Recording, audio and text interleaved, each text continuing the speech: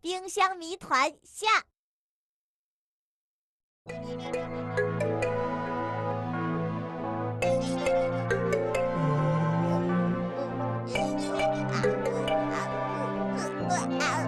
外星通道不见了，不能去玩了。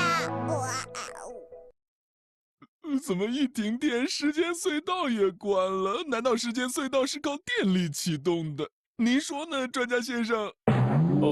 没错没错，大汉先生真是天才啊！主人，又糟了，冰箱里的家具全变味了！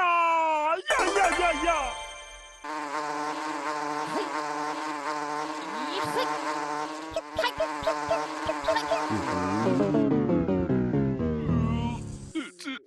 这又是咋回事？主人，因为冰箱一停电，所有的东西都变质了。要赶快抢救我的宝贝超人！还有我的超能饮料！超能饮料我也来！专家先生，请来这边帮忙。这家大一挂都好烦呐！超能饮料要是变质了，我就要被炒鱿鱼了。这是乖宝贝儿的卧室。穷小子跑错了方向，害我一着急也跑错了。对，快回实验室。既然到这儿了，就把儿子把超人一起抢救了吧。超人，我来救你们了！走开，不准咬，这是乖宝贝儿的宝贝儿。看看床底下还有没有超人？这是50分，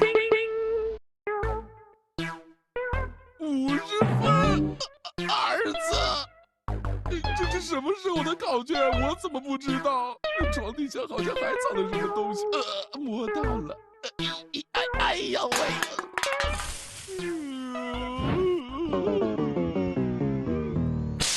小子竟然把考卷都藏起来了，看你这会往哪儿跑！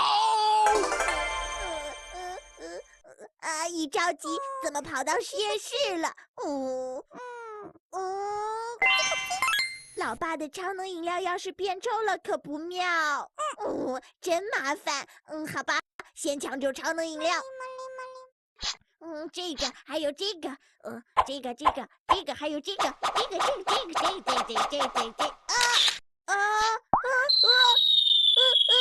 呀！老爸要是看到了又要暴走了。这是什么？北魏超人！坏老爸，原来把我的漫画书都藏到这儿了。专家爷爷，你要干嘛？小大一挂！你的白胡子呢？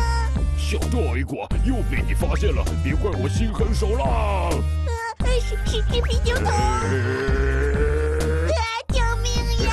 啤酒桶！这回总算抓到你啦！老爸！大一挂敢偷袭我！天黑了！老爸，看在你救我的份上，就不跟你计较藏漫画书的事儿啦。什么？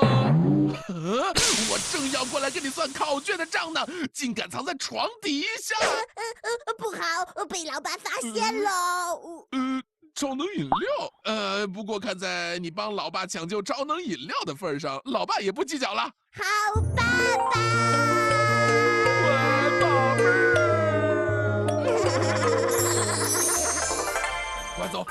快走，老实点儿。快走，老实点儿。终于抓到啤酒桶了。好的，黑洞的谜团解开了。是不是时间隧道？是不是外星通道？那都不是，是因为冰箱立舍不是绿色冰箱，造成了大气污染，所以形成了黑洞。